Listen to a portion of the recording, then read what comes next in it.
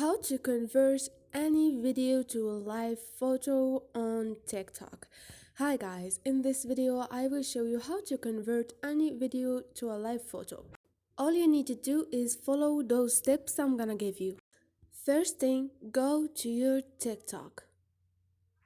For example, I'm gonna choose one of my videos. I'm gonna choose this one. To convert this video to a live photo, click on those 3 points and scroll over until you find Set as Wallpaper and tap on it, and this video will be a live photo and they're gonna be on your device.